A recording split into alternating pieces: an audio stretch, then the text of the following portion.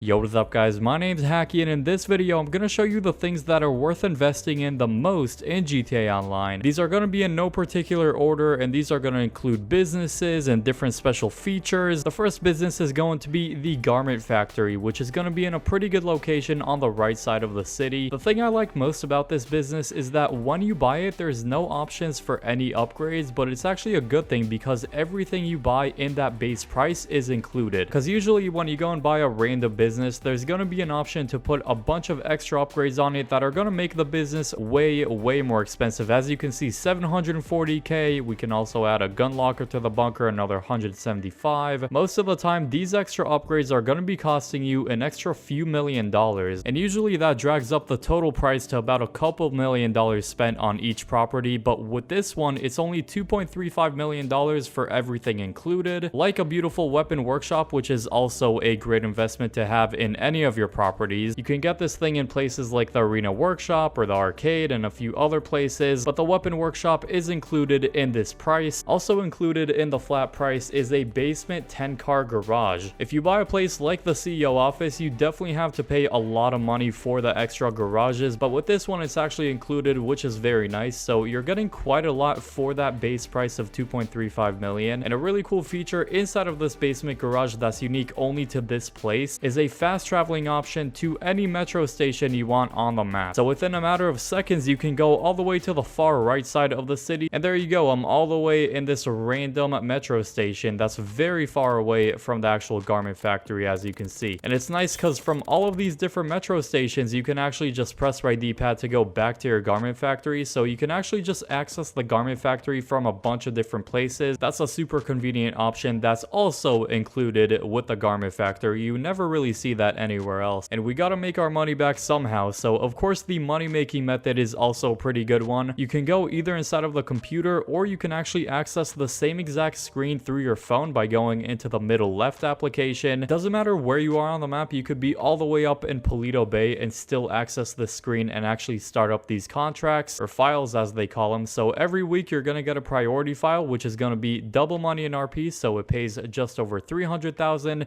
The rest of them pay about 150k. The cooldown for the priority is unfortunately a whole week, but for these ones it's only 24 hours. So technically daily you can make over $750,000, because about 450k for these three plus the priority, it gets us up to just over 750,000. After doing the priority one, I guess daily you would be making 450k doing these three files, so some pretty good money right there. The garment factory is also the new home to the Terabyte, which is going to be another great investment, because inside of this place we can put the new bureau tech on the Terabyte, which is actually very useful for a lot of different reasons. Most importantly, silent running is basically unlimited off the radar as long as you're sitting still. Missile lock-on jammer is exactly like Amani tech, so no weaponized vehicle can lock onto you with homing missiles. And the master control terminal, which is going to be another great investment. So we basically have a great investment inside of a great investment inside of a great investment. Basically the master control terminal inside of the Terabyte inside of the garment factory. So it's kind of like a 3-in-1, you can say. There's two different places you can get this master control terminal, and it's basically one screen that lets you access all of the different businesses you own. So for example, gun running, that's the bunker. I don't actually have to be at the bunker, I could access it through here. The nightclub computer I can also access through this place, which is awesome. The MC business, vehicle cargo, special cargo, the hangar business. So basically everything you own is going to be appearing in this screen, and it just makes it way more convenient and saves you time of actually going to these places. Also gotta mention the Oppressor Mark II, that's only upgradable inside of the Terabyte. That's definitely another great investment right there, even though it's extremely expensive at $8 million.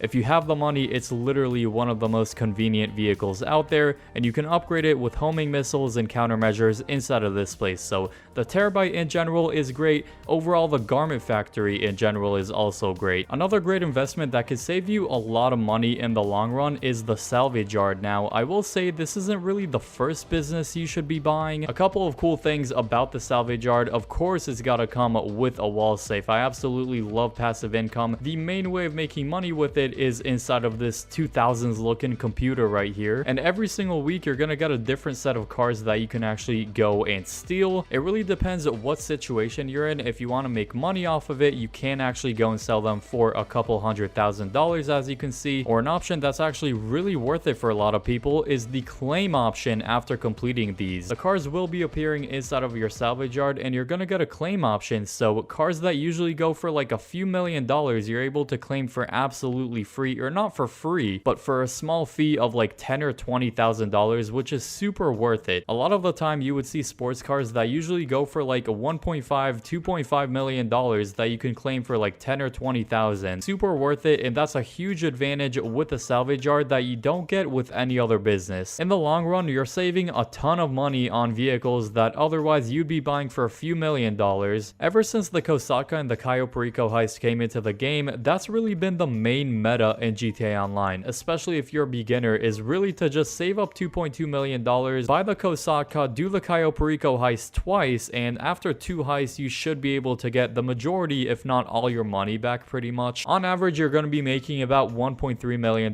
from the Cayo Perico heist. You could make a bit less, you could make a lot more. It really depends what target you get. It's completely randomized, so sometimes you're going to be making like 900,000, sometimes you're going to be making 2 million plus. To this day, that is the main meta and the best way to go about it in GTA Online, honestly, and to get rich. There's also the option to do it completely solo if you want to, which makes it a whole lot easier, and you get 100% of the cut in the finale, which is also really nice. And if you do the heist 3 times, you're probably gonna have enough money for the Sparrow helicopter, which is basically an extension helicopter to the Kosaka. So if you go in the Warstock website, one of the upgrades is the beautiful Sparrow. I believe it's another 1 point something million dollars, not exactly sure, but it is well worth the money, I would say, because it makes the setups way easier and way faster. Plus you have a super fast helicopter, the fastest in the game, and just a super convenient vehicle in general to fly around the map with. Chances are in GTA Online sessions you've probably seen a lot of Sparrows flying around, and that's for a good reason. So overall, great investments, both the Kosaka and the Sparrow helicopter. The agency business is one of the, if not the best bang for your buck businesses in the game. It's actually relatively cheap for how much that you can actually get for a very useful business that you can make a lot of money with. There's a lot of money making methods, there's a lot of convenient things with this place. For a $2 million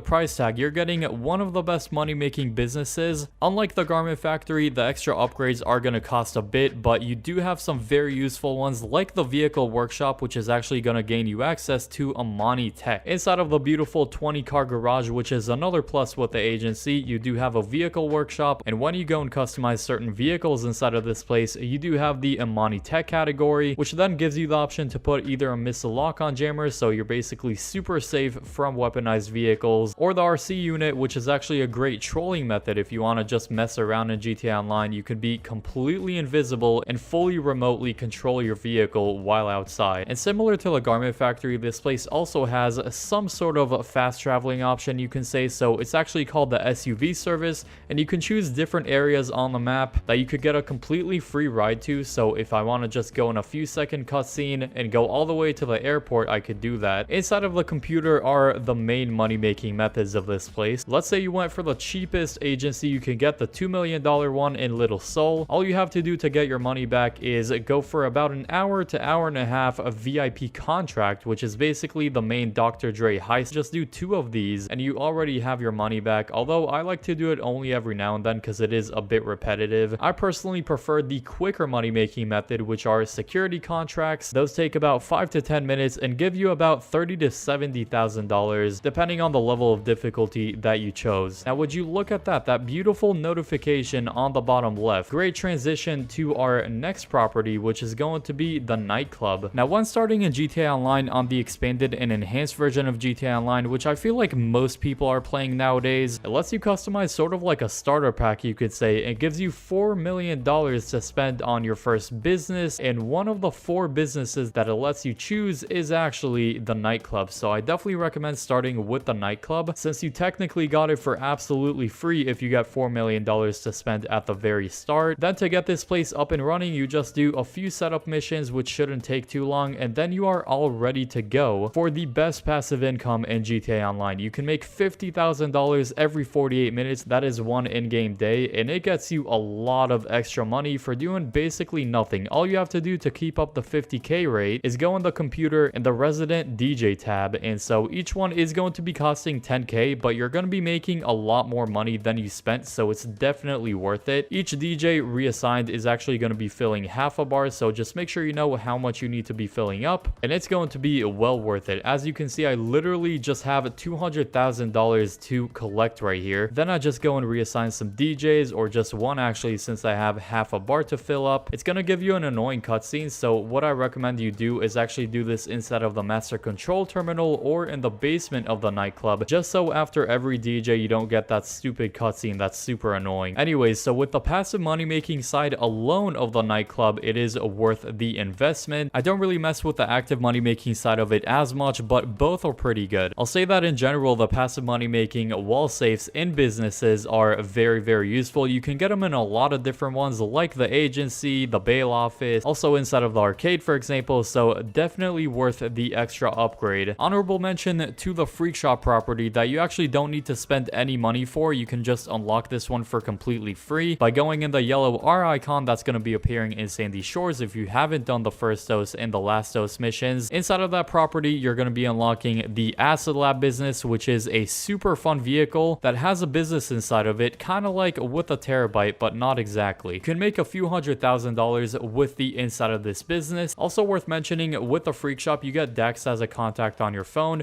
and when you give him a call, you can start up special Dex missions, or Fooligan missions, sorry, that give you a set payout of $50,000, and they only take about 10 minutes to complete. So honestly, they do not get enough attention. They're great quick money methods that you can also do with the Freakshop. So you get this great vehicle, you get some great money making methods, and you also get the Ocelot Virtue, which is a very cool electric supercar. And so the only thing you're going to be investing in the Freakshop is your time completing the missions, so highly recommend it. Leave a like if you enjoyed this video, and subscribe if you're new for more awesome videos like these. Help us get to 200,000 subscribers, that would be much appreciated. And if you like this one, chances are you're going to like the video on the screen right now. I hope you all enjoy that video, and peace.